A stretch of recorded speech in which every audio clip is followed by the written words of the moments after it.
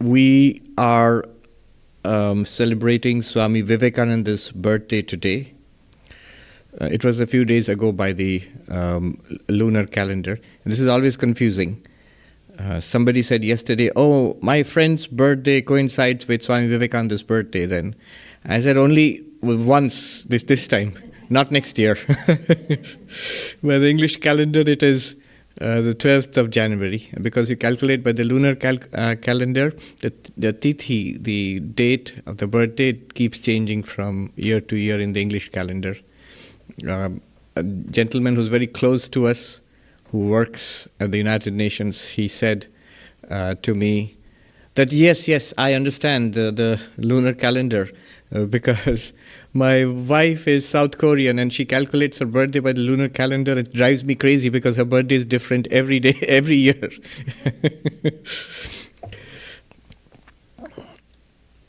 It's very important for us here in the Vedanta Society of New York. Swami Vivekananda established this Vedanta Society of New York in 1894. So we have this remarkable legacy. It was established, in fact, 5 years before Belur Math itself. Swami Vivekananda did a great deal of his work here in New York, in the Vedanta Society of New York, in the Raja Yoga, publication of the Raja Yoga, translation and publication of the Raja Yoga, the first edition of the Jnana Yoga, the Karma Yoga. The great author Salinger, J.D. Salinger said, these are two delightful classics, these are two classics, two little classics, Karma Yoga and Raja Yoga, which our American youth would do well to carry around in their pockets. So these books were actually first written here and they were published from here. I think even the first edition of Bhakti Yoga also was published from the Vedanta Society of New York. The logo of the Ramakrishna Mission, which is very familiar, it was designed here, in fact. Once they're going to print a pamphlet. In those days, Swami Vivekananda's lectures here in New York were printed and distributed in pamphlets. And the printer, who was a devotee, he came to Swami Vivekananda one morning where Swami Vivekananda was at the breakfast table and said, Swamiji, we need a logo to go with this. Can you design something? And on the back of an envelope, Swami Vivekananda there and then he sketched out this thing and he said, the description is he tossed it across the table and he said, draw it to scale and print it. So that's what we use today. In fact, it's right here, I think. The logo of the Ramakrishna order, and so on. So what is the subject today? What are we going to talk about this morning? The subject, as you saw, is very general. Swami Vivekananda's teachings, Vedanta teachings. What I'm going to talk about is the old and the new in Vedanta and in Vivekananda. Why this subject? It's because I've noticed that here in the West, in fact, why only West? Now in the modern world, everywhere it is the same. In academia, the fashion is that unless you say something new, you can't make your mark. You get published only by claiming that what you are saying and writing is new, nobody got it right earlier, you are the first person who's saying this for the first time, everybody who has talked about it in this area is a fool and they all got it wrong and you are setting it right for the first time and so on. Maybe I'm exaggerating, but not by much. There's a reason why this is so. In fact, I remember Professor J.N. Mohanty, who is a very well-known philosopher, master of both Indian and Western philosophy, who taught here in the United States for many decades. He said once that he had met Hannah Arendt. And Hannah Arendt, maybe here in New York itself, Hannah Arendt told him that this great difference between the ancient Greek and the ancient Indian outlook is, the ancient Greek outlook was that something comes out of nothing. So there's always the possibility of new things coming. And the new is always new and better. Whereas the ancient Indian outlook was something comes out of something. So whatever is coming, its roots are there, the source is behind it, the reality is behind it, it's emerging from something which was there already existing. Maybe that's the philosophy why today new publication, new idea, that is important. Before I go into this, just by the way, knowledge is by definition new. Even in Vedanta, one of the terms used to define knowledge is prama, valid knowledge is anadhigata. That which has not been known earlier is now known. So knowledge is always new, whether it's in the east or the west.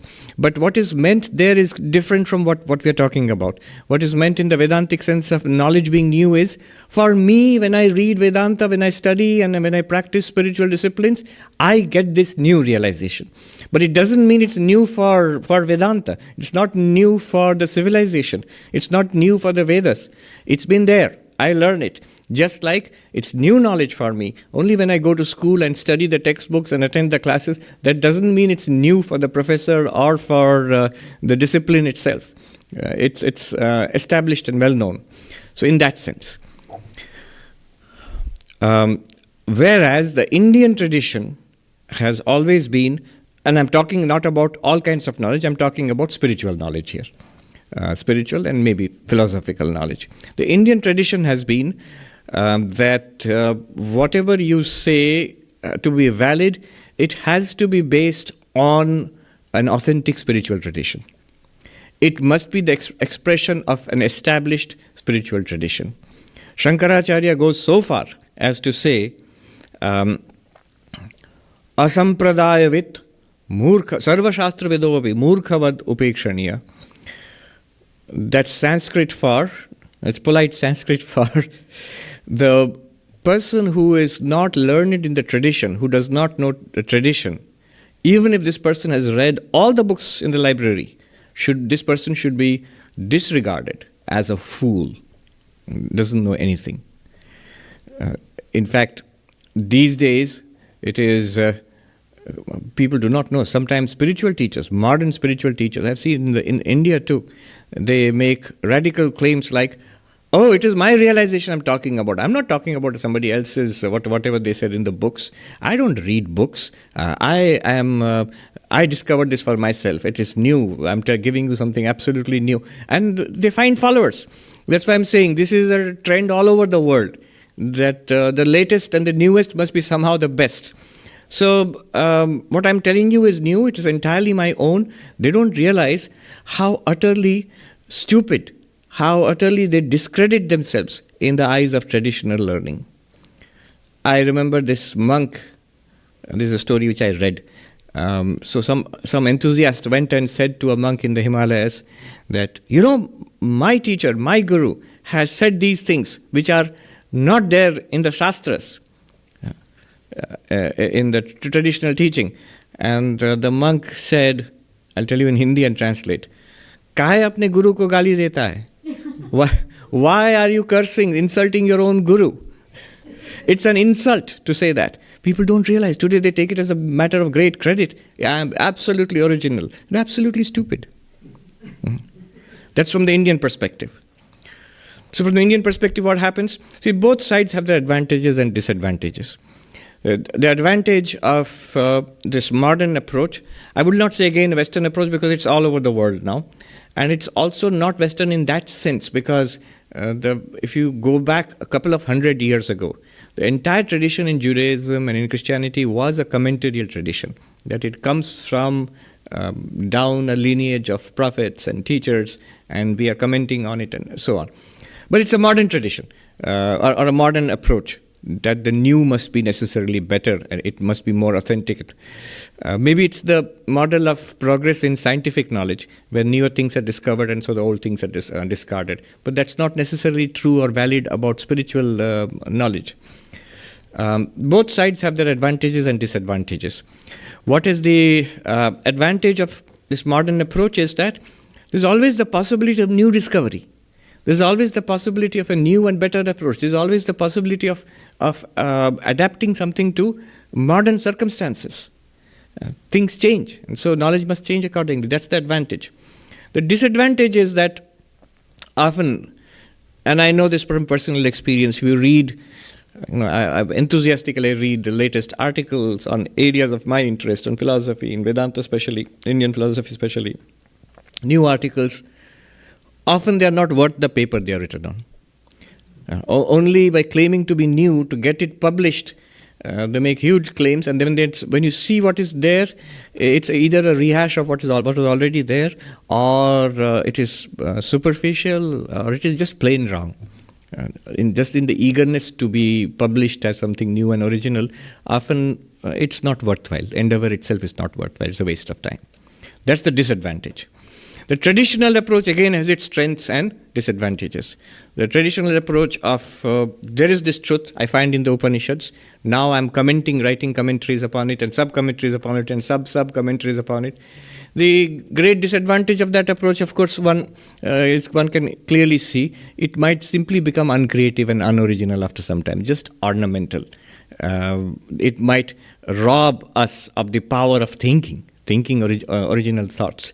I remember one great Pandit from whom I studied Nyaya, and I was very impressed to see the capacity of these traditional Pandits to memorize entire texts, and they were so well grounded in their area of study.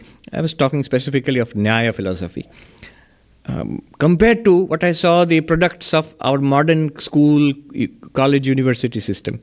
So I was telling this Pandit, this traditional learning is very impressive. But that Pandit told me, that is true, but at the same time, we lack critical thinking. So we tend to, master the texts, really do it really, really well. But then to think for oneself once again about it, that capacity sometimes disappears. Why I'm bringing all this up is, last year, in a class at Harvard, when a professor, Parimal Patil, was introducing his class on classical Indian Buddhist philosophy. So imagine all the students there were no other Indian student except myself, and they're all graduates in philosophy, especially trained in modern Western philosophy. So he started by saying that this distinction we are making between the traditional commentarial approach, the old text, and you write commentaries and sub-commentaries upon it, and this new approach of saying that I'm saying something new for the first time. And so he sort of scolded the students, saying that don't be dismissive of the commentarial approach. Don't think that it's all useless because, you're just writing newer and newer commentaries on this. It's the same, old wine in new bottles. The same thing you're saying all over again. It's not worth looking at. No. Don't do that. He said that this distinction between old and new is not correct. What I said till now, that Professor Patil said this is not a valid distinction. Why? Often. Why? He said that when you look at the old masters in Buddhist philosophy or in Vedanta, in Indian philosophy, they had their way of saying new things. So he gave an example. So this person is writing a commentary on another master who lived centuries ago, who wrote a commentary on the Buddha's teachings. And now he wants to disagree with this master. So what does he say? The great Tsongkhapa, in all his omniscient wisdom, has come up with this out of his creative genius, meaning thereby, he's not saying anything good. He's saying that he invented it. It's not something that the Buddha said. Now I want to give you this new idea. So he is saying something new. He is being critical, and he is making a change. It's just that the format is of a sub-commentary on another commentary. On the other hand, he said, look at Western thinkers, Western philosophers who claim originality. But if you look deeply, they are always, all the time, even by criticizing their predecessors, they're building on their predecessors.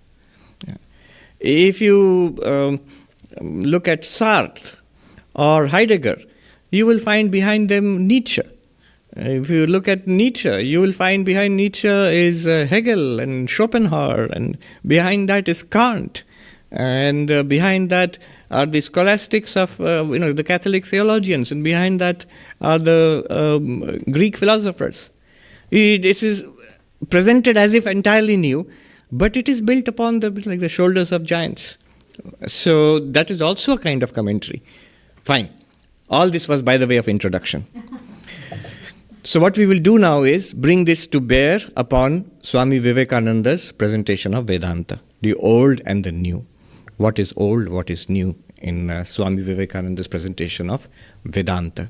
Swami Vivekananda himself said that my mission in life can be put in a few words. It is to preach unto humanity their inner divinity and how to make it manifest in every movement of life. Look at the words. To preach unto humanity their inner divinity and how to make it manifest in every movement of life. Every word is important. Another place, very well-known definition of religion. Each soul is potentially divine. And the goal is to manifest this divinity already within us. And then you do it by work or worship or philosophy or devotion, one or more or all of these, and be free. That is the whole of religion. Books, temples, doctrines, churches are secondary details, and so on. But notice the words. The key words are the manifestation of the divinity already within us. So this is the first thing which Swami Vivekananda says, that there is a divinity within us. This is how he presents Vedanta. What is he saying here?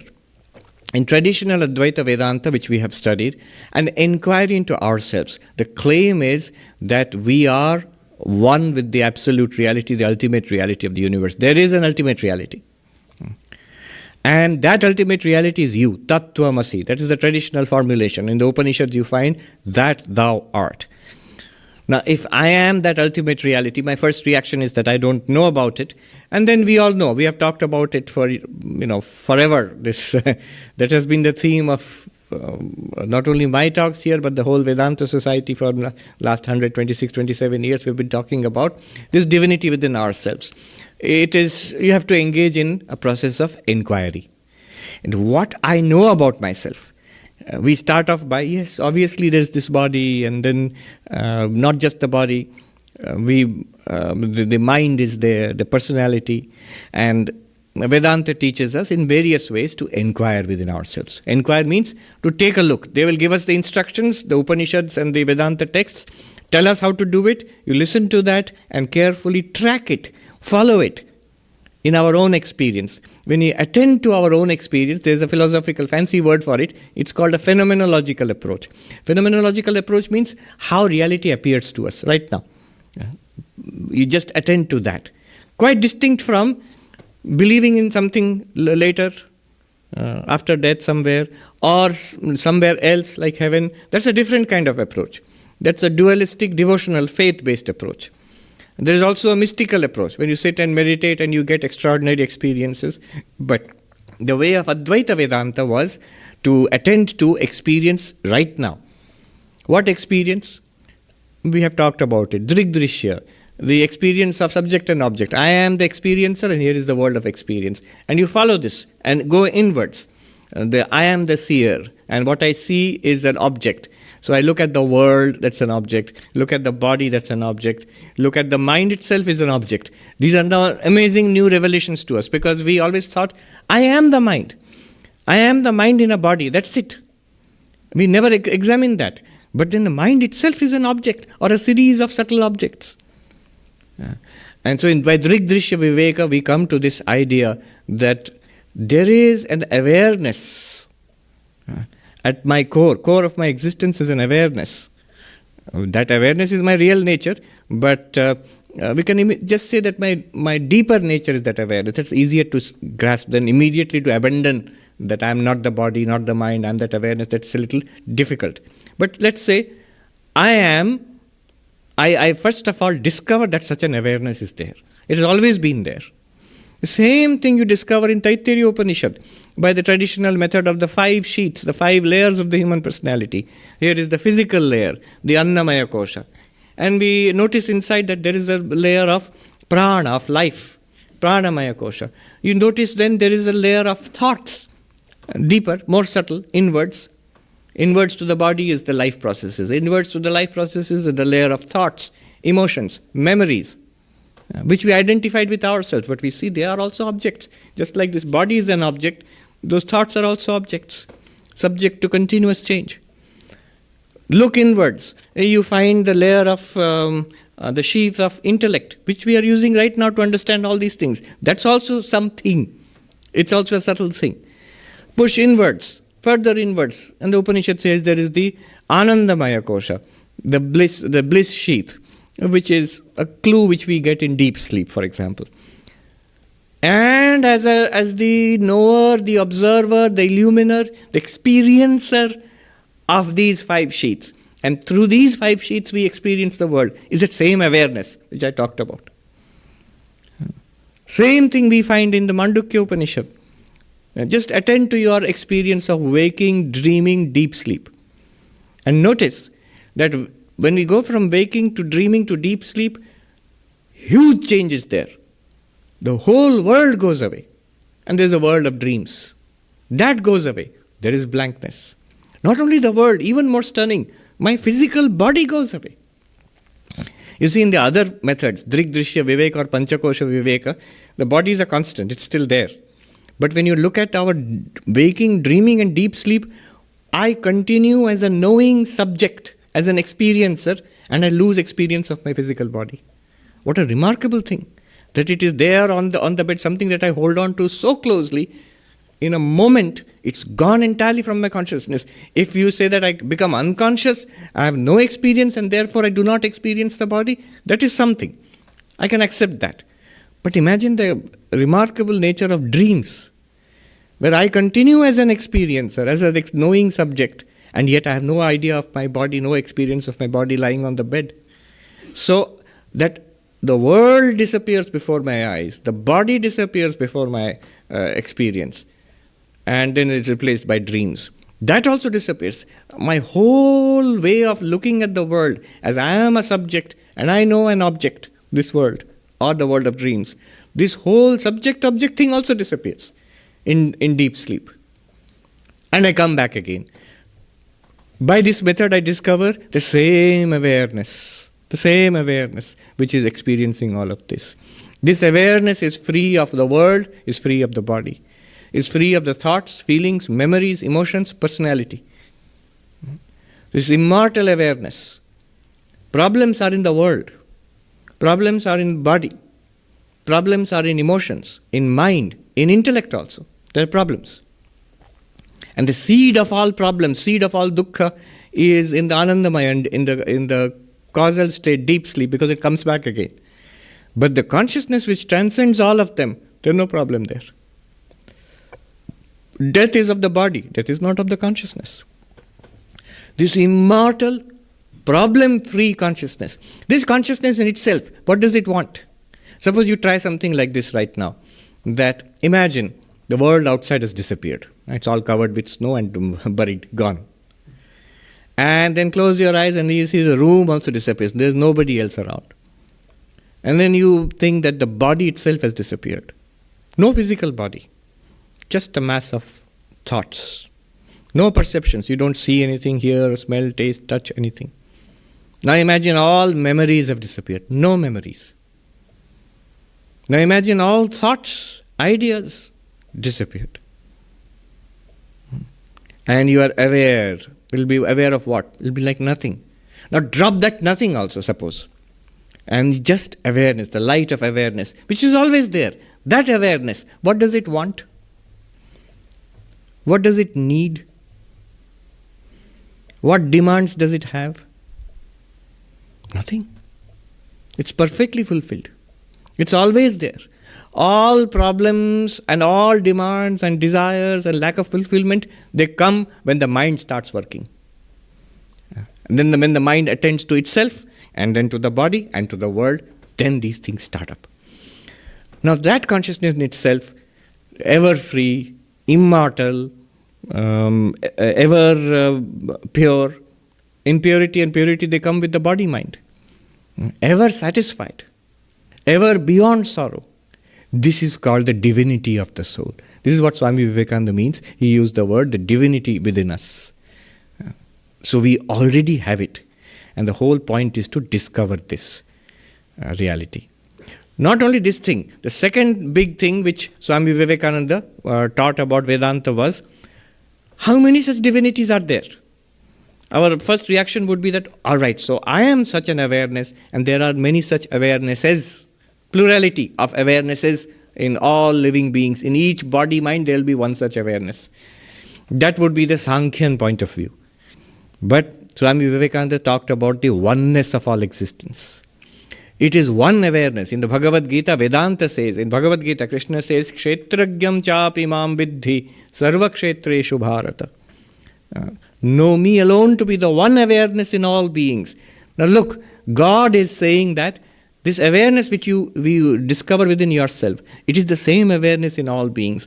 And this one awareness in all beings, in and through all beings, shining in and through all minds, is God.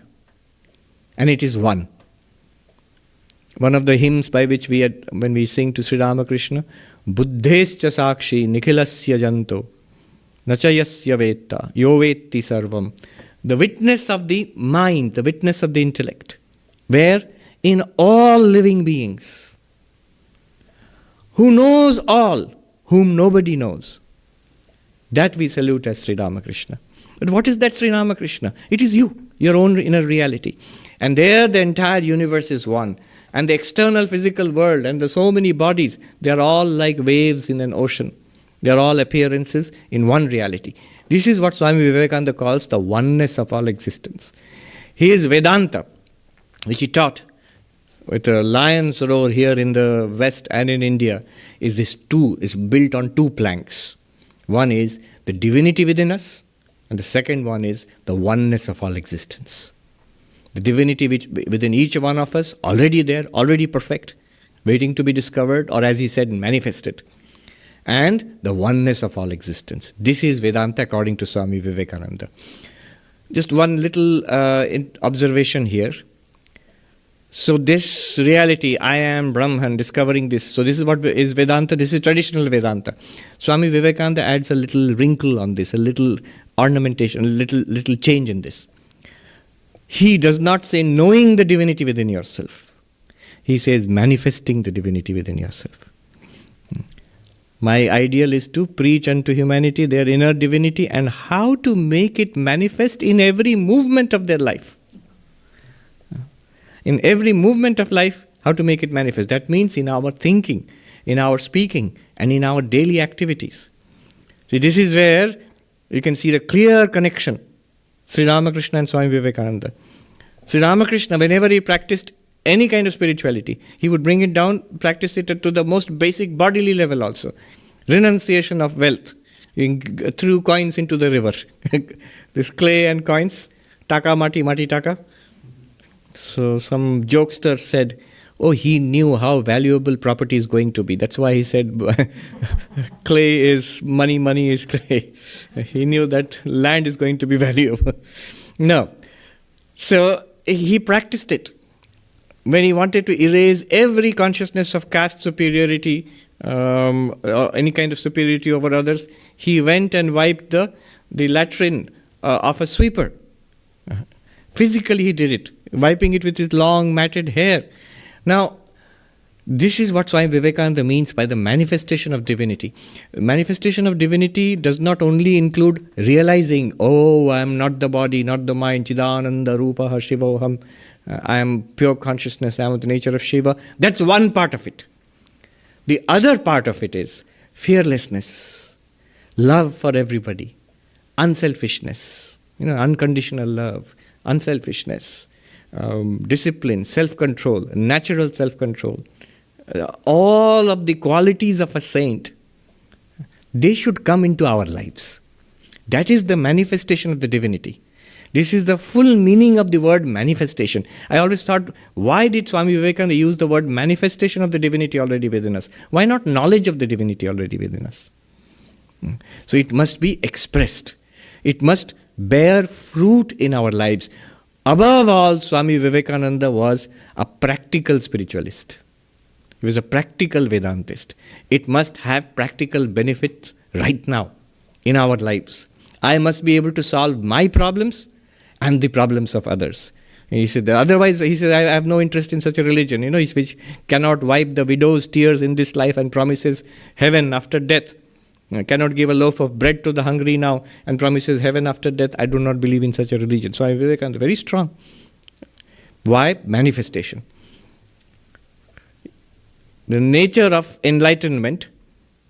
There's a paper I read last year. You wouldn't think that professors in Harvard are interested in enlightenment, but there's a discussion. One interesting paper, it really struck me. two models of enlightenment. This professor was writing about, it's a paper on enlightenment in Buddhism, in Tibetan Buddhism. Two models of enlightenment. One is called the paradigm shift model. The other one is called the ethical manifestation model. So what is the paradigm shift model? In the Buddhist paradigm, I realize the emptiness of the world. I get prajna, the wisdom, which enables me to reach nirvana. I realize my true nature. In Vedanta, it would be, I realize myself as Brahman. Aham Brahmasmi. I am infinite existence, consciousness, bliss. This is the paradigm shift. I am not body, not mind. And this is not a material universe. I realize the divinity within myself and the oneness of this divinity. This is paradigm shift. But what is ethical manifestation? Ethical manifestation is love for others. The complete, Swami Vivekananda's language, self-abnegation, complete unselfishness, expressed in service, complete removal of fear, fearlessness. So, the manifestation of the qualities of a Buddha in our life, that is called the ethical manifestation model. Now, I was just thinking the word manifestation used by Swami Vivekananda has both of these. The paradigm shift and the ethical manifestation. Both of these are there in Swami Vivekananda's model of spirituality. As we go on the path of Vedanta, we must gather more and more of this realization that I am not the body and mind, I am the witness consciousness.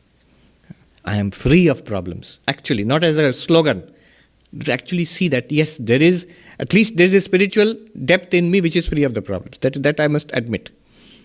Then, next is as we go along, these qualities of unselfishness, of strength, of fearlessness, of love for others, of the control of the senses, these must manifest even before realization, must start manifesting. And after realization also, a perfect manifestation of these qualities.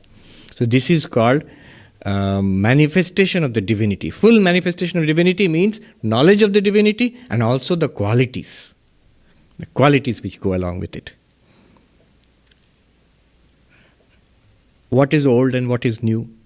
So Sister Nivedita, in her masterful introduction to the complete works of Swami Vivekananda, says all these things, which I've just now, till now I've said, all these things would have been true even if Vivekananda had never lived. All these Gita, Upanishad, everything would have been there.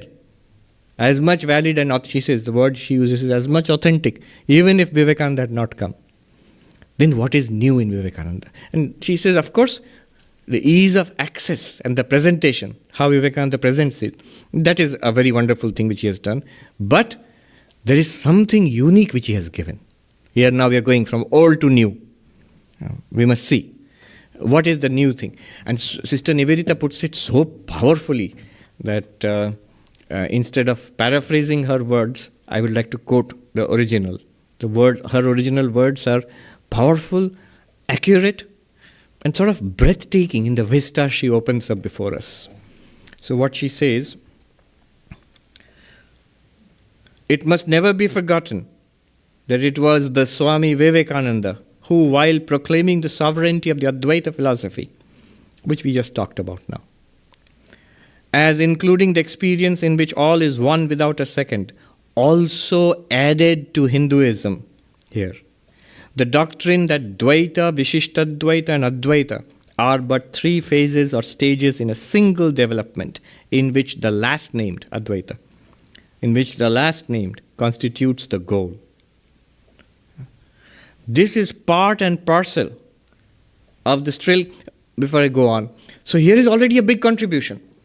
Without Vivekananda, without Sri Ramakrishna, if you look at the philosophical scene in India, 1,000 years of conflict from Shankaracharya's time down to about 18, in one sense, still continuing, that is Advaita superior, is Advaita right, or Dvaita right, or Vishishta Advaita right?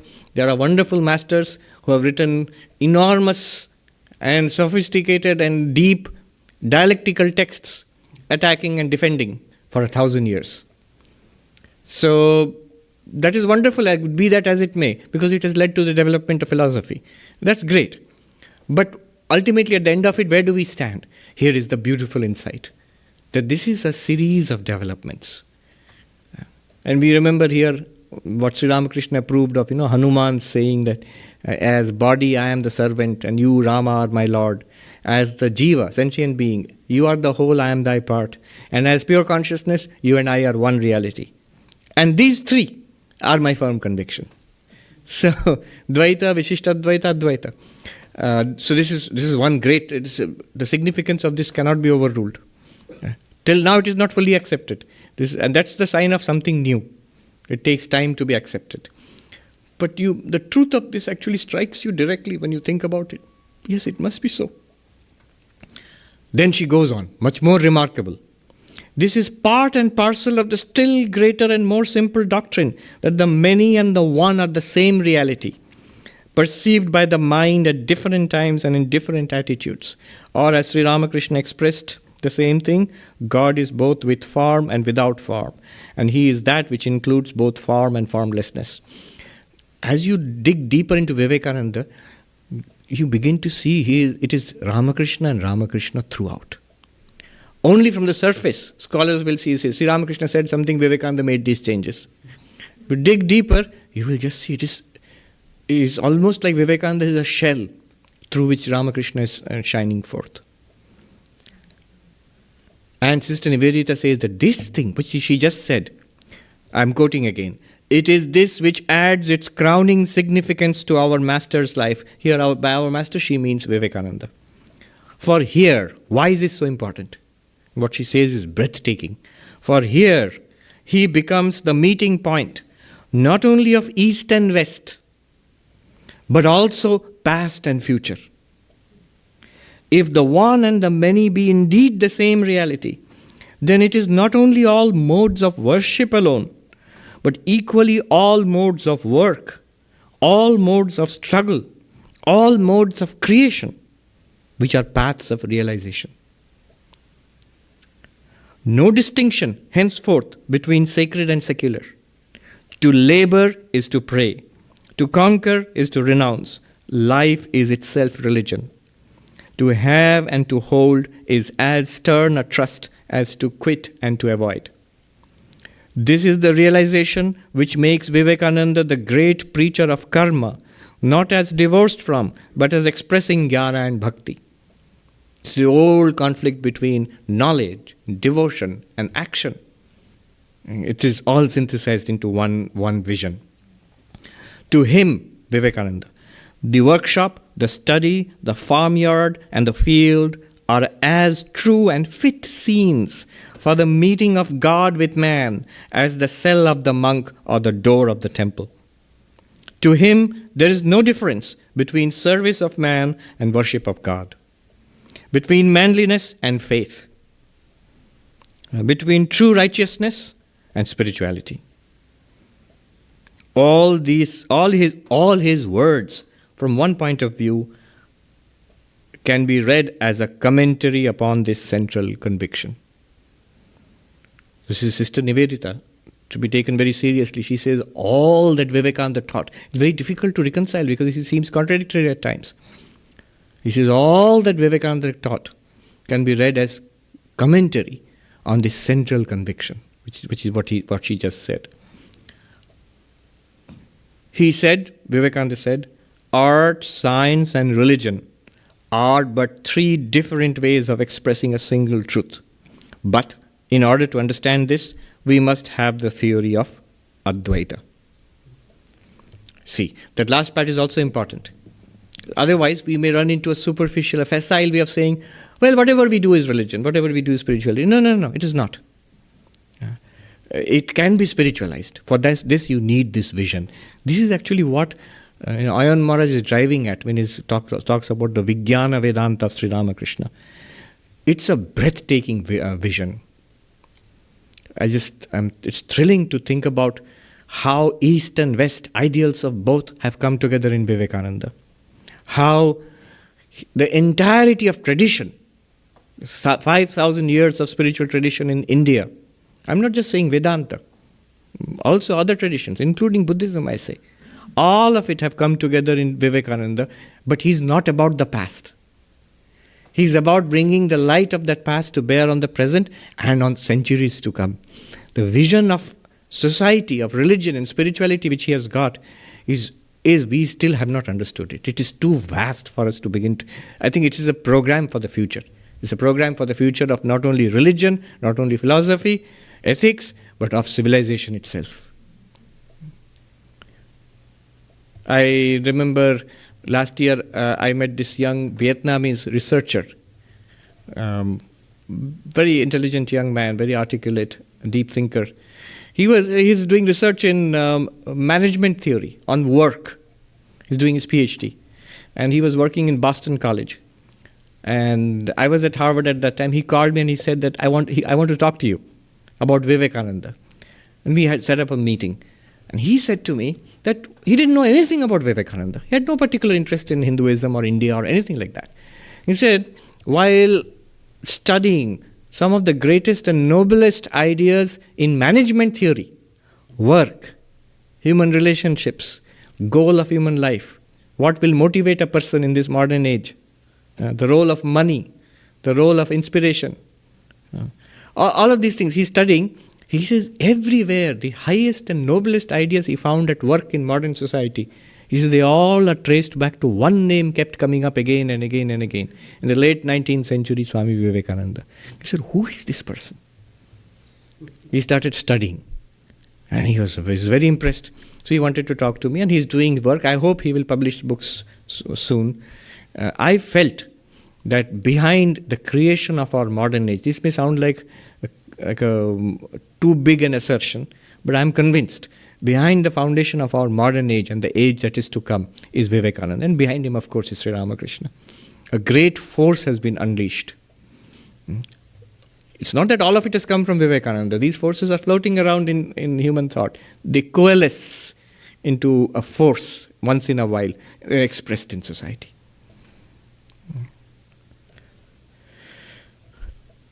What are some of the implications? Quickly, I'll touch on, in time remaining to me, a few areas. The area of spiritual practice, the area of ethics, area of religion. So how do we realize all these things, what we're talking about? The way to realize all these things is called yoga. Yoga is a spiritual path. And here I want to touch upon another aspect of what is old and what is new. Once again, we are asking, what is old and what is new in Swami Vivekananda's teaching of Vedanta? So we come to the area of spiritual practice, of the yogas. What is the question here? Where if you look at spiritual practices, there's a wide range of spiritual practices in Hinduism and in other religions also. You can meditate. Meditation is so popular now. That also, to a great extent, is due to Vivekananda.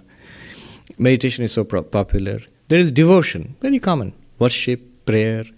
There is much less known spiritual investigation. It's a philosophical investigation to spirituality, the path of jnana. I remember a monk, people are confused about it, a monk, a senior monk in Belur Math one day saying, what are you studying, philosophy? I said, yes. Oh, what is the use of studying philosophy? This is, you have to, for God realization, what is the use of studying philosophy? I quoted Vivekananda back to him. I said, do it by work or psychic control or philosophy. He uses the word philosophy for Jnana Yoga. That is the truest sense of philosophy. You see, why this wrong idea is there, and it's understandable. Even when we studied philosophy when we were novices in Belur Math, I remember the gentleman who used to come and teach us. He was a retired professor of philosophy, Nirod Babu. He was a disciple of Swami Avedananda. Little man, fiery with the huge eyes and the booming voice. And he would pace back and forth on the platform and yell at us. We were brahmacharis, and he'd say, please be careful, Maharaj. And he said, be careful. This is philosophy, and Western philosophy. Philosophy was teaching us Western philosophy. Philosophy is philosophia, love of wisdom. It is thinking about philosophical subjects. It is not darshana. Darshana is the seeing or the realization of the ultimate reality which you read in Vedanta, Sankhya, the Indian traditions. So making in our minds that is a clear distinction between the Indian approach and the Western approach. I always felt uncomfortable with it, but anyway, he is a great authority, so he's saying it must be true, and it's true, the word philosophy. And if you look at the textbooks, they are thinking, intellectually thinking about philosophical topics. Until last year, I came across this little book, A History of Thought, by Luc Ferry, who is a French philosopher, and he was the Minister of Education in France. I think only in France philosophers are elevated to high positions. I asked a philosopher last year. He was French, but French Canadian. What accounts for the importance of philosophy in France? One reason he said that it's taught from school days. It's a subject in India. It's disappearing even in college and university. Everybody wants to be a computer engineer or doctor or something like that. Nobody wants to be a philosopher. So it's disappearing from colleges and universities in India. In France, it is taught in school and, of course, university. Anyway, Luc Ferry wrote this book full of insights, wonderful. If you read it, you will get the feeling that no English-speaking person has ever done philosophy. There's an absolute contempt for English-speaking philosophers. Contempt in the sense he doesn't criticize. He simply ignores. If you look at the bibliography, the books to be read, not a single English, American, Australian philosopher is there. All the books are French or German writers. Greek and then French or German. That's it. Anyway, but what insight did I get? One of the insights I got was, this is not philosophy. That's not the right word. Theory. Theory is the right word for what we do. So what is theory? He says the root of theory is theon orao, seeing of divinity. Exact meaning of darshana. Anyway, that's just an aside I wanted to share with you. So, philosophy is to realize God. So, Jnana Yoga, Bhakti Yoga, Karma Yoga, Raja Yoga, these are the different yogas, different spiritual paths that Swami Vivekananda spoke about. What is old and what is new? What did Swami Vivekananda do in this field? Here is the old, the traditional approach, which is perfectly all right, and which, by the way, because I'm going to go beyond it, I'm now making my position secure by saying I believe in it entirely, and I'm entirely grounded in it. If you ask me questions, I'll give you answers from this traditional perspective. But still, we must see what Vivekananda did. The traditional perspective is from Advaita Vedanta. You are Brahman. And our reaction is, that's cool, but I don't know it. I don't feel it. What's the point of saying such things? I have no idea what you're talking about. That is called ignorance. So in Advaita Vedanta, they say the purpose of spiritual practice. What is the purpose of spiritual practice? To remove the misconception, the wrong idea that you are not Brahman. It is not to make you Brahman. You are already Brahman. To remove the ignorance about yourself. I do not know that I am Brahman. It doesn't make any sense to me. Good. You're on the right path. This is called ignorance, and we have the medicine for it. We have already displayed the correct symptom. Now here is the vaccine for it. So, the vaccine is what? Knowledge. For ignorance, the vaccine is knowledge.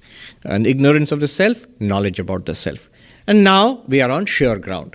Here are the Upanishads, here are the other Vedanta texts which tell you about, now we will tell you about Drigdrishya Viveka and Panchakosha Viveka and the analysis of the 3 states, the 5 sheets, the seer and the seen, so on. And there is a method to it. There is a course of treatment, which is hearing, reflecting and meditating. Shravana, Manana, Nididhyasana. This is called Jnana Yoga. But then we complain. I have been attending classes, as somebody said, I have been attending classes before you were born, Swami, and I am still not enlightened. All right, Vedanta says that there is another layer of problems. What is the second layer of problem? First layer of problem, ignorant mind. Second layer of problem, restless mind. Mind is unable to grasp the teachings. This is in Sanskrit, it is called vikshepa. And the solution for restless mind is focus, concentration, ekagrata in Sanskrit. And there is a method for it. And that method is called upasana. Upasana, it's basically, literally it means worship, but you can see it includes elements of yoga and bhakti, devotion and meditation. Well, there also we have an objection. I have taken mantra diksha, and I do meditation morning and evening. No good. No concentration of mind. Mind is either sleepy or it's restless. Third layer of problem. Vedanta says, you're still on the course, no problem. Third layer of spiritual problem. What is that? Impure mind. Ignorant mind, restless mind, impure mind. In Sanskrit, chitta mala. And the solution for impurity of mind is, of course, purity of mind. And it's one word that we keep hearing in Vedanta, chitta shuddhi, purification of the mind. All spiritual practices, first of all, they must accomplish purification of the mind. And here, one powerful way of accomplishing purification of the mind is karma yoga. All work we do for selfish purposes, it just rivets one more link of ignorance upon ourselves. But when we work for, altruistically, for the service of others, for the welfare of others, you can add bhakti to it as a worship of God by serving others. Then, mind is purified. Now you have a nice matrix, 3x3 matrix. Impure mind, solution purity, comes by karma yoga. Restless mind, solution concentration, comes by upasana, which is jnana yoga, which is bhakti yoga and raja yoga together. And then ignorant mind, solution is knowledge, and that comes by jnana yoga. Note, it is jnana yoga, the path of knowledge, which removes ignorance and gives you liberation. You will realize, I am Brahman. The others have supporting roles. Bhakti, devotion, has a supporting role. Karma definitely has a supporting role. Not the main actor, not the main player. What am I talking about? Traditional approach to the 4 yogas in Advaita Vedanta. This is the Advaita Vedanta paradigm. Notice what Vivekananda says. By one or more or all of these and be free. Would the traditional Advaitin agree? No. I've heard very good masters of Advaita criticizing Vivekananda's approach. He says that by one or more, of course not by one or more, only by path of knowledge, only by jnana. We are not dismissing the importance of meditation. We are not dismissing the importance of bhakti. We are not dismissing the importance of karma. But they are all preliminary. They prepare the mind, and the prepared mind will become enlightened through Vedanta. This is the traditional approach. Now, what is the problem here? The problem here is only this. Nothing absolutely wrong with this. This is perfect. It will work. If you take this, then you will become enlightened, certainly. And notice, it does not dismiss the yogas. It gives primacy to one, but includes all the others. They are absolutely necessary, but they will not take you to the goal finally. The problem here is this. This is entirely built upon one philosophy. The philosophy is, you are Brahman and you are ignorant of it. Ignorance is the problem and knowledge is the solution. So, yes, of course, what else? Not what else. There are many, many other traditions of the same Upanishad, same Bhagavad Gita. There is the Dvaita Vedanta and Vishishta Dvaita Vedanta and Shuddha Dvaita Vedanta and Dvaita Advaita Vedanta. More than 1,000 years after Shankaracharya, of thousands and thousands of practitioners. They have produced great saints, women of enlightenment and realization who have motivated and inspired entire civilizations. What do they say? Is knowledge the final goal? No. They say devotion is the final goal. By the path of bhakti. Yes, what will Ramanujacharya say? He says, first of all, karma will purify the mind. Correct, we agree. Then comes knowledge. I am not the body and not the mind. I am a spark of consciousness. Then comes devotion. You are a spark of consciousness, and God is the whole mass of consciousness, is the bonfire of which you are a spark, is the whole of which you are a part. You see how the metaphysical assumptions make all the difference in practice. Advaita Vedanta will put jnana at the top, Vishishta Advaita and Dvaita Vedanta, and they are in the majority. They will put devotion at the top. And to hold on to this, that jnana itself is the only way to God realization, what do you have to do? You have the unwelcome alternative, unwelcome implication of saying, all those others are wrong. All those others are wrong. That makes one a little uneasy. All these traditions of devout men and women for thousands of years and such wonderful saints, Century after century. You just read their writing and you will feel inspired immediately. And you read the Vedanta, I'm an Advaitin. I'm saying read the Advaita classics, you will fall asleep immediately. So, can they be wrong? Can they be lesser? Can they be unenlightened? Mirabai, the great devotee, was she an Ajnani? A person of ignorance? Of course not.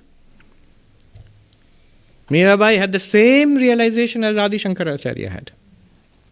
Adi Shankaracharya had the same bhakti as Mirabai had. So, if you want to take a step back and see the big picture, you can't insist on one paradigm, one structure. This works, but that also works. Why it works, why different structures work, we will see later. But it works. Chaitanya Mahaprabhu comes and says, only bhakti will take you to the goal. You don't have to worry so much about doing unselfish work and sitting and controlling the breath and meditating. Deep devotion, love for God will give you purity of mind, will concentrate your mind, and will bring about the grace of the Lord by which you will be free. So, it works. That is why Swami Vivekananda, he says by one or more or all of these. If you insist on holding on to one particular paradigm, perfectly welcome to do so. And Swami Vivekananda has given 100% stamp of approval. But saying that this is the only way and the others are not at all true, no. The justification for this Swamiji will give later. Why all these things work. Why not only one. So, Swami Vivekananda, then what does he recommend? He recommends a harmony of yogas. He says, by seeing the life of Sri Ramakrishna, I can see a person who is as liberal as the sky and as deep as the ocean. To be staunch, you don't have to be a fanatic. To be liberal, you don't have to be superficial. You can be profound and deep and be liberal also. A person who manifests karma, action, who manifests devotion, who manifests knowledge, and who manifests meditation to the highest possible extent in one life. It is possible. Swami Vivekananda says, by seeing Sri, I have seen one such. Of course, if we look at Swami Vivekananda's life, we see one such. He is himself a manifestation of knowledge and devotion and meditation and work. We may not attain to that perfection in all of those. But Swami Vivekananda's great insight was, it is actually easier if we practice all together. And if it is satisfying for you as it is for me to have a particular structure that knowledge alone will liberate me at the end, fine. At no point does he object to it. You have that. So, the harmony of the four yogas. And again, two more points. One thing is that if you look at the texts themselves, if you look at a bhakti text like the Naradiya Bhakti Sutra, does the Bhakti Sutra ever say, here we shall teach bhakti as a support, the second level of the problem of Advaita Vedanta? No, it says we teach bhakti as a way to liberation, to attain God. If you take our yoga text, Patanjali's Yoga Sutra, anywhere does it say in sutras that this is just like a auxiliary kind of, you take this as an audit course. It's not a credit course. Ultimately, you have to go to the Upanishad after this. Finish this course and then go to the Upanishads and attend Vedanta classes. No. Patanjali is very clear. By this method, you will attain Kaivalya, liberation. Kapila is very clear. In the Ishvara Krishna Sankhya Karika, very clear that this little book alone will give you the highest. So nobody ever says that we are part of a bigger scheme which is your scheme. No. You may include us as part of your scheme. Fine. Another thing, this fascination we have for meditation or philosophy or even devotion, it's often a misappraisal of ourselves. We hardly know the structure of our own minds, our own personalities. And what seems to us on the surface may not be the truth about us. The Guru sometimes knows much better about us than we know about ourselves. Swami Vivekananda himself says that you think I am a jnani. I am jnana on the outside, but inside I am all bhakti. He says, I am as soft, I have as soft a heart as a woman's heart I have inside. I am all bhakti inside. And then he says, but the old man, he was bhakti outside, inside he was all jnana. It's quite possible. I have seen closely in the lives of monks whom I've met, advanced spiritual seekers. They seem one thing on the outside, and they have a very deep, private, inner spiritual life. So outside might seem very austere and forbidding and very severely philosophical, and inside full of devotion and love, not expressed. So, harmony of the four yogas. There's more to be said. So many of these things which I'm saying here, I claim no originality to this analysis.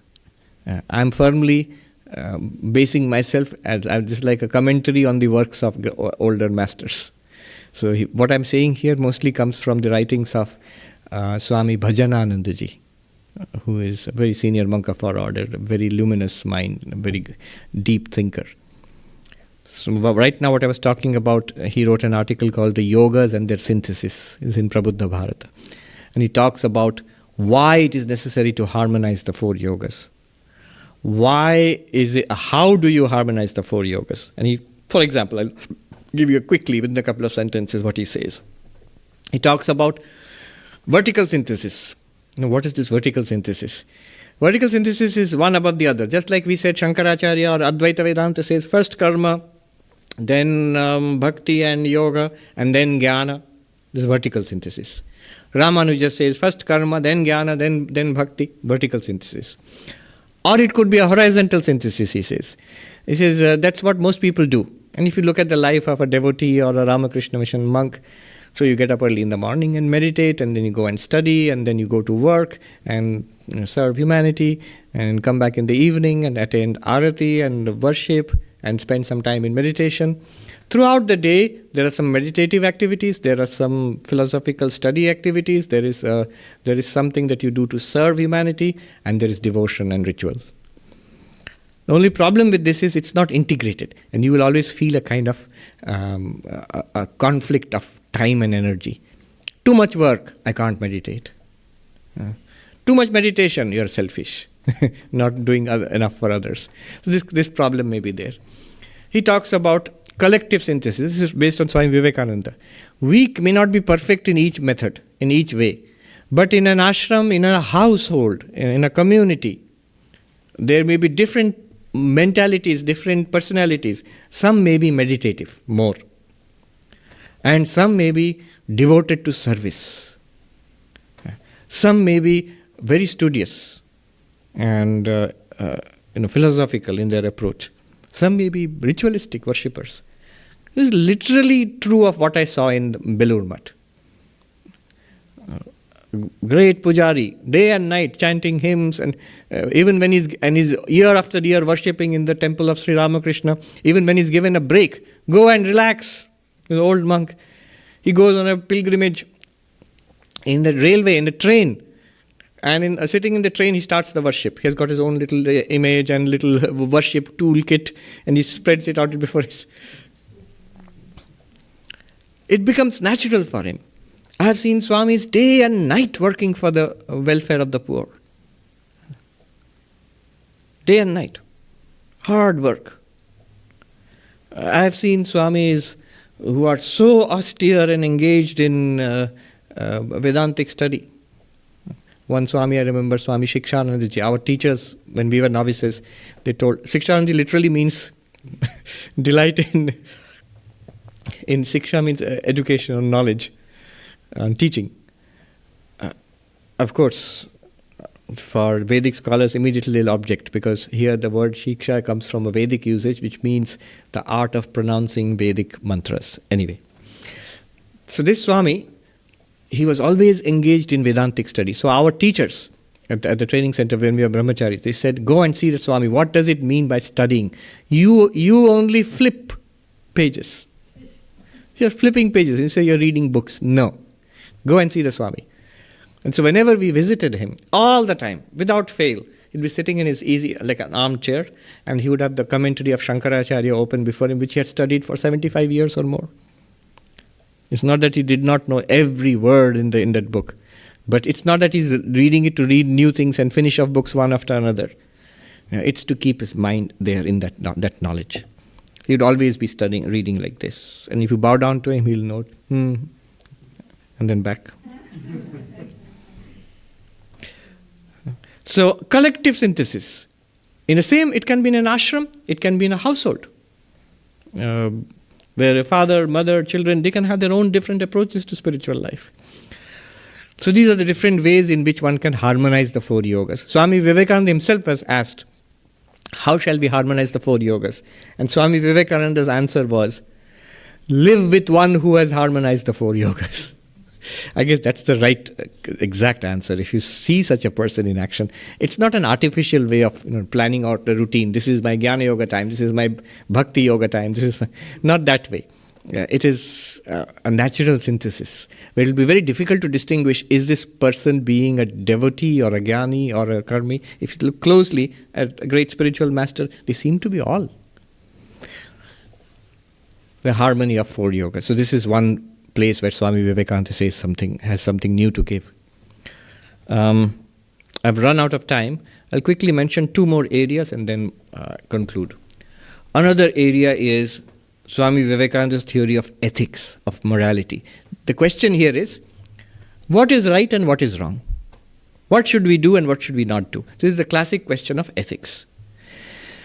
And the deeper question is, why should we be good?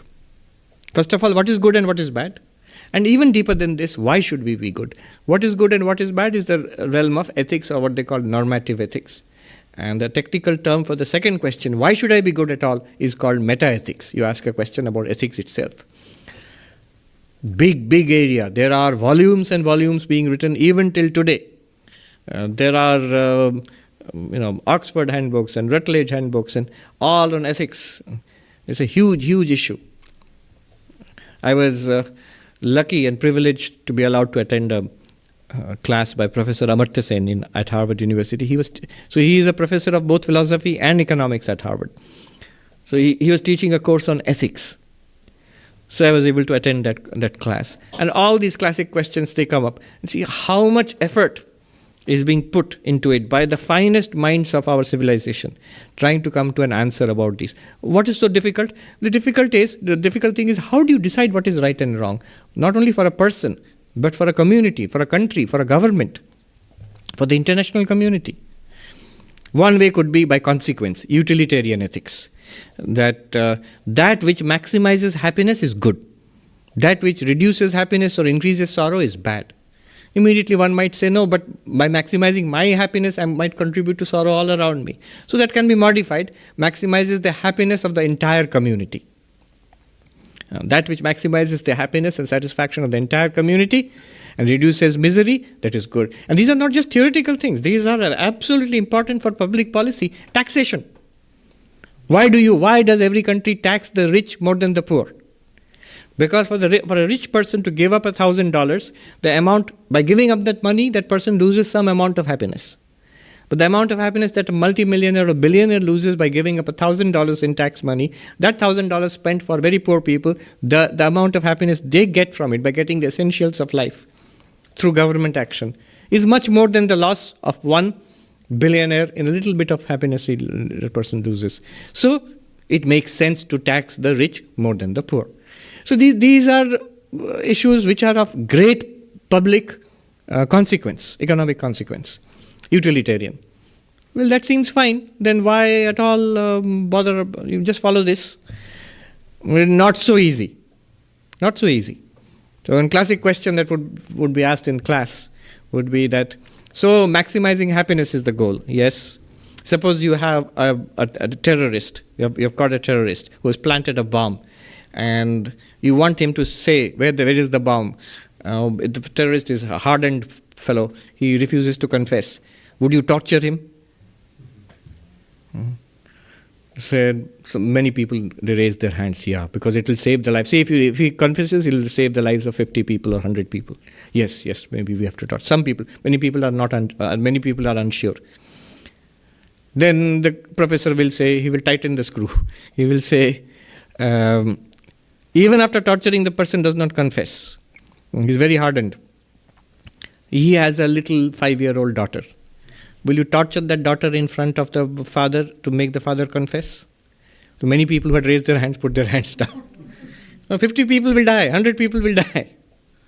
Will you torture one little child? Logically, yes. But it doesn't seem right at all. It seems awful. Yes.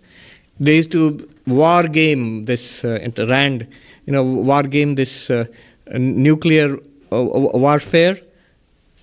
Computers and human beings, there would be like committees to decide whether to launch nuclear strike. USA should it launch a nuclear strike on the erstwhile Soviet Union. And they found at the verge of the decision making about to launch a nuclear strike which will wipe out all of humanity, human decision makers always hesitated. Computers never hesitated. They did exactly what was rational. Next step, wipe out humanity. Go ahead. Because utilitarian ethics, something will serve that. If you can make the logic so, you have to follow it then. No, that does not seem right. Then what is the alternative? Deontological ethics. And deontological ethics is a fancy name. It just means law, or my religion says so. My religion says you will not fight in a war. So right, wrong, whatever it is, I will not fight. My religion says this. So the problem with that will be, suppose I don't believe in that religion then?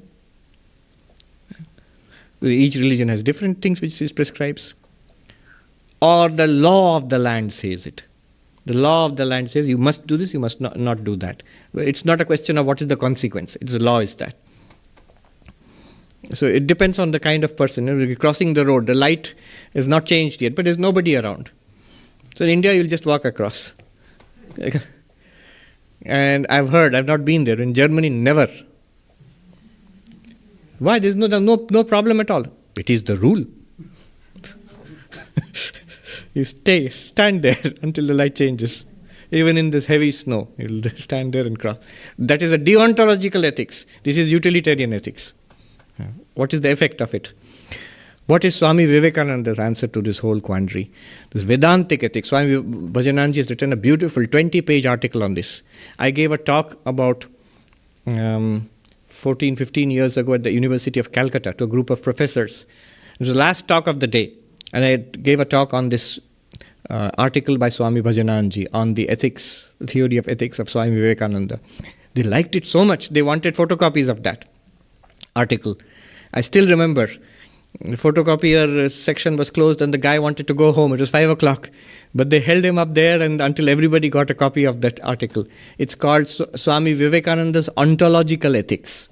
So what is ontological? Ontos is the word for being, existence, reality. Based on the reality of the Atman, ethics. Swami Vivekananda says, why be ethical? Question, why should I be ethical? It's because we are one reality. By hurting the other person, you're hurting yourself. It follows from the divinity of the soul, the divinity within us, and the oneness of all existence. Ethics follows from that. Not because of consequence, not because somebody imposed it, not because this book says so, not because the law of the land says so. It is your very nature to be ethical. Being ethical, being moral is an expression of your deepest nature. It is an expression of the nature of the Atman, of yourself. Theory of evil. Why is there suffering and evil in the world? This is part of ethics. Did Satan do it? Is another power, evil power? Or in Indian religions, it was karma. It's our accumulated karma which is causing all this evil in the world.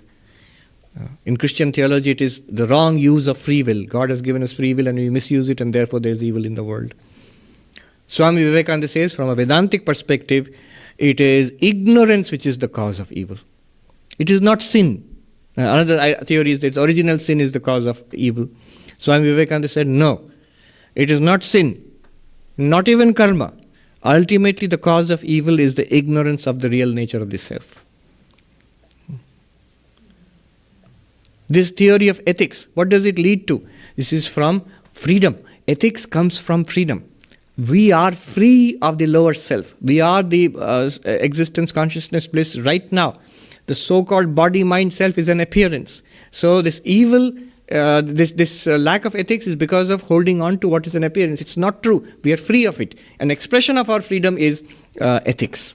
It's not something imposed from outside. How do we know? The question, what is right, what is wrong, how will we find out? Vivekananda gives wonderful methods to determine. He says, that which is unselfish is moral. That which is selfish is immoral. One way of testing. That which unifies is moral. That which divides is immoral. Another way of testing. And notice how it is all connected to the oneness of all existence. Why unselfishness? Because we are one. Why unity? Because we are all one. Ultimately. And this unity itself, unity of all existence itself, is manifested as love. Ethics is grounded in love.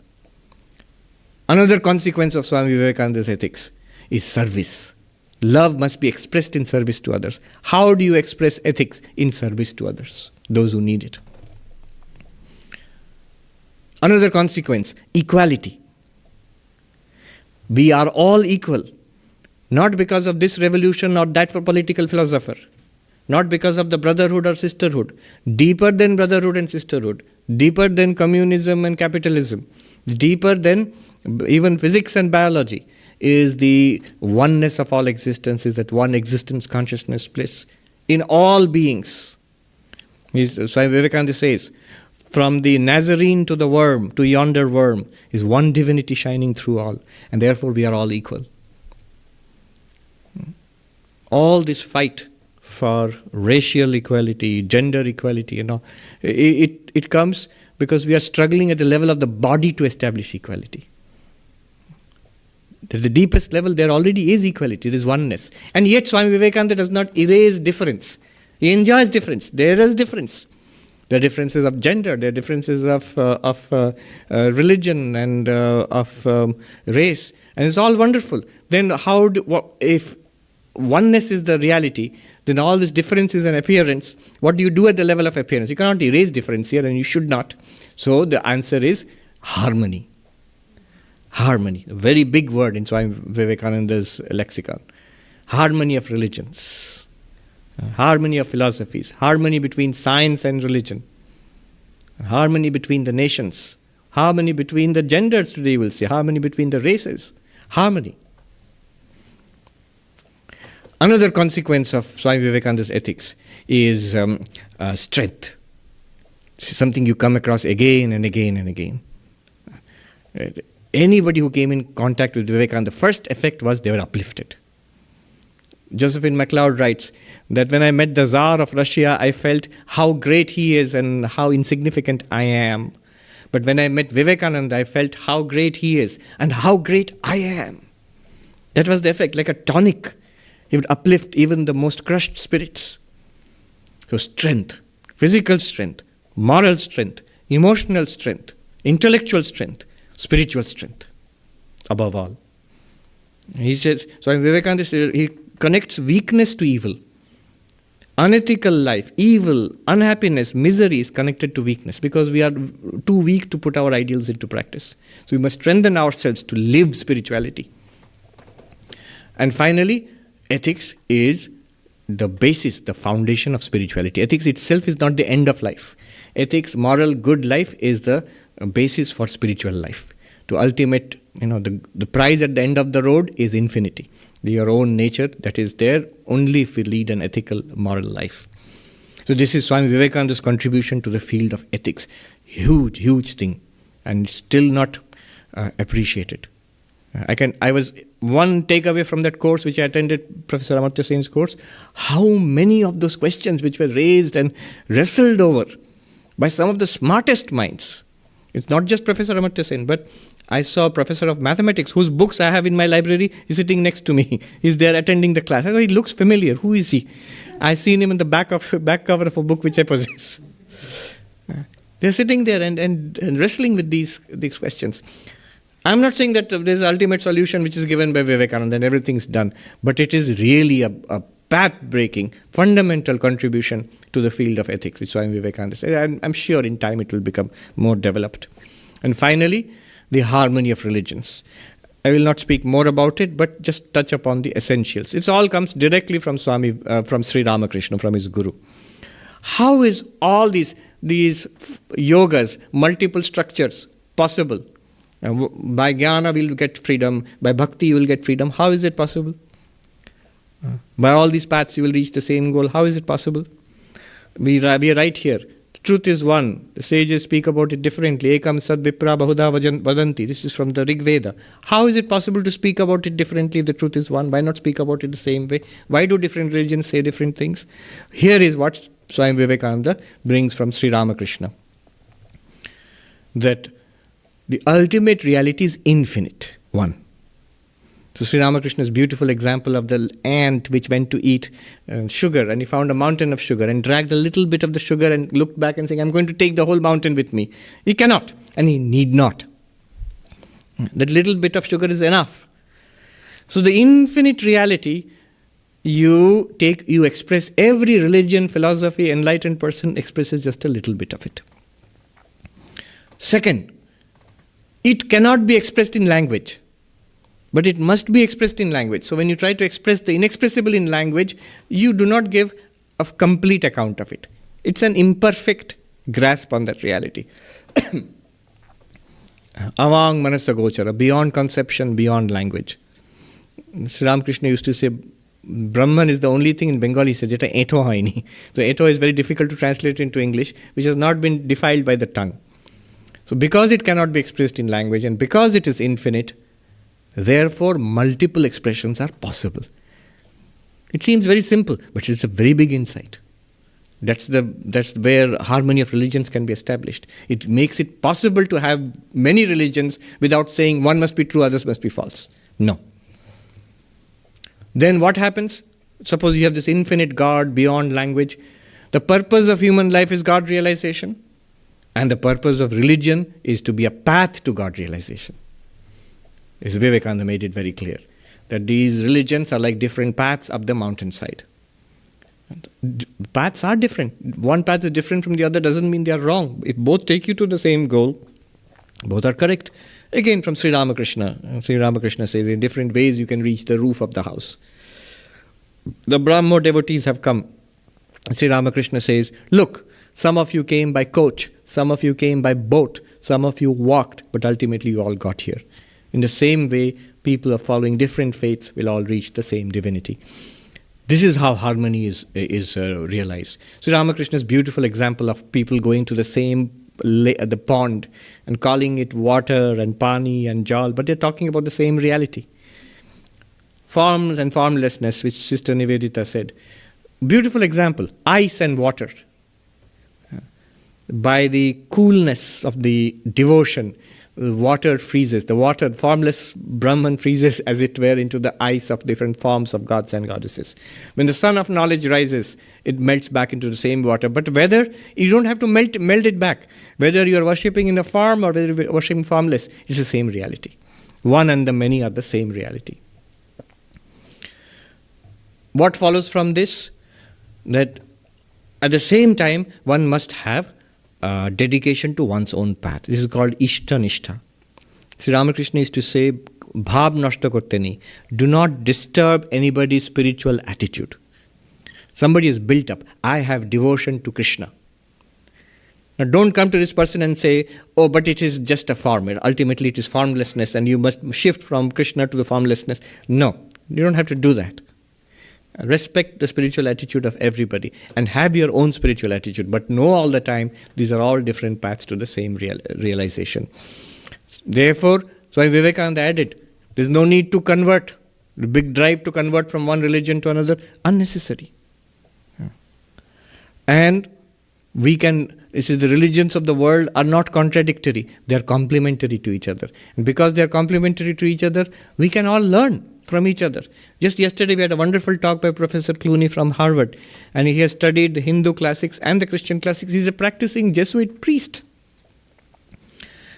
Hindu classics and the Christian Catholic classics he is reading together, and his own spiritual life is benefited by this, and he shares it with others. And whatever anybody might say, the world that Swami Vivekananda envisaged is already here. You may agree or disagree. Neither God cares nor Vivekananda cares. The work has already been done. People are more or less like this now. Large numbers of people, especially ordinary people across the world. I'm not talking about theologians and professors. Ordinary people, they do agree that there are multiple paths to realization. They do agree that spirituality is a serious, important goal of life. They do agree that we can learn from different paths.